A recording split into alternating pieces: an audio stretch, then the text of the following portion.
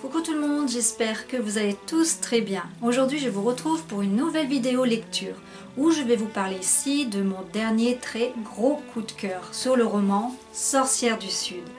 Le tome 1, Apprentie sorcière. L'auteur est de Kimberly Frost. Il est sorti aux éditions Ada le 10 mai 2017. Donc je vous retrouve tout de suite pour vous parler de ce roman.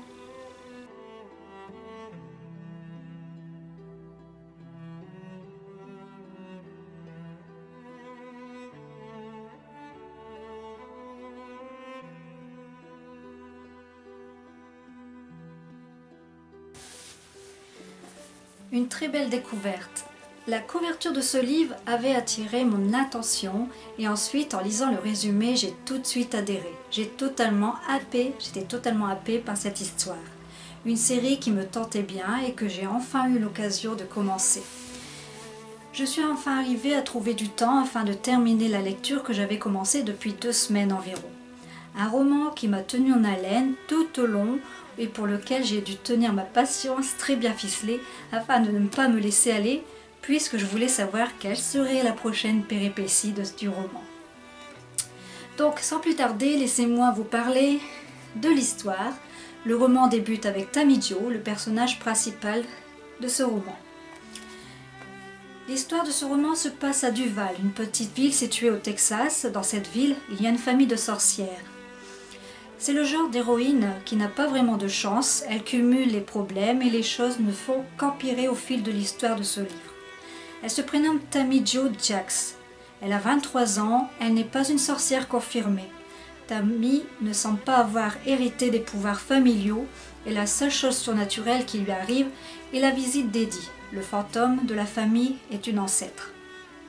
Effectivement, elle descend d'une lignée de 15 générations de sorcières qui lui tirent leur pouvoir de la terre depuis plus de 3 siècles. Sa longue lignée familiale veut que lors de sa 17e année, leurs dons se relèvent et rien ne se passe pour Tammy.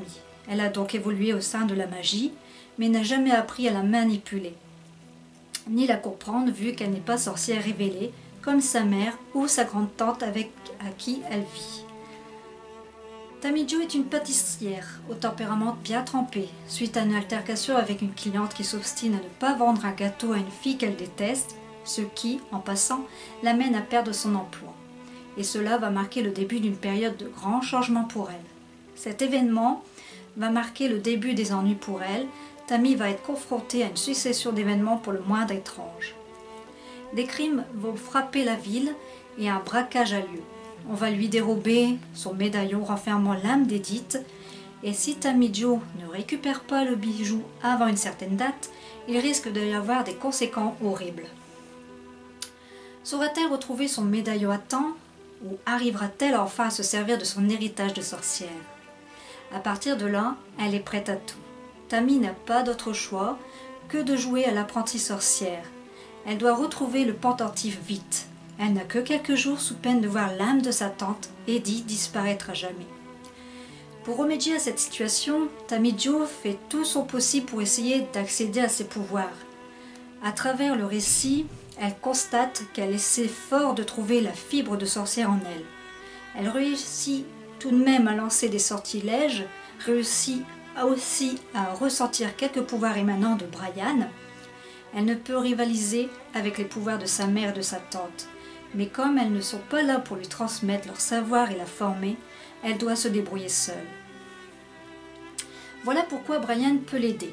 Après quelques mésaventures causées par sa magie, Tammy se tourne vers la seule personne capable de l'aider, le très riche et majestueux Brian Lio.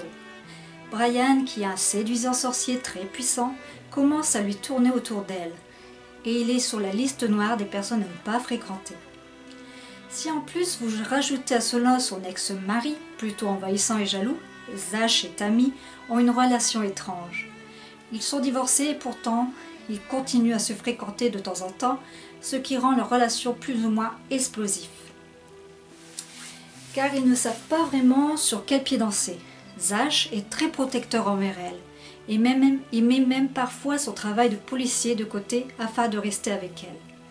Ce livre est plein de suspense. On voit un vampire, des sorciers, des loups-garous qui se mettent à pourchasser Tammy sans qu'elle ne sache pourquoi.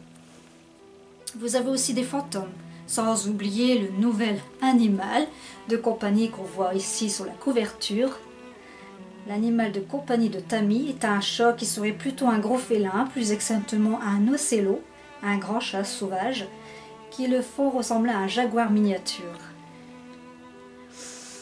Je dis un gros bravo à Kimberly Frost, que j'ai appris à découvrir avec cette lecture. Ce roman a su me surprendre, parce que, contrairement à ce que j'aurais cru du prime abord, on retrouve à l'intérieur des personnages, du moins un personnage féminin vraiment fort. Tammy est un personnage auquel on s'attache très vite. Elle est une jeune femme avec un petit grain de folie, un humour pétillant et plein de peps. Impossible de ne pas l'adorer. J'ai accroché dès le début. C'est très addictif, j'ai beaucoup aimé les personnages qui restent attachants et c'est une histoire très fluide. Comme tout roman, celui-ci nous propose son propre univers. Ici, nous sommes dans un monde très réaliste qui est le nôtre, à la seule différence que la magie existe bien, que la plupart des gens l'ignorent. Le côté très réaliste de l'histoire renforce un peu plus la sensation de faire partie de ce monde. Tammy Jo n'en est qu'au début de la découverte de sa magie. Et je pense que ses pouvoirs vont la laisser tranquille pour l'instant. J'ai hâte de voir ce qu'elle va être capable d'accomplir, de voir ce qui se passera dans le prochain tome.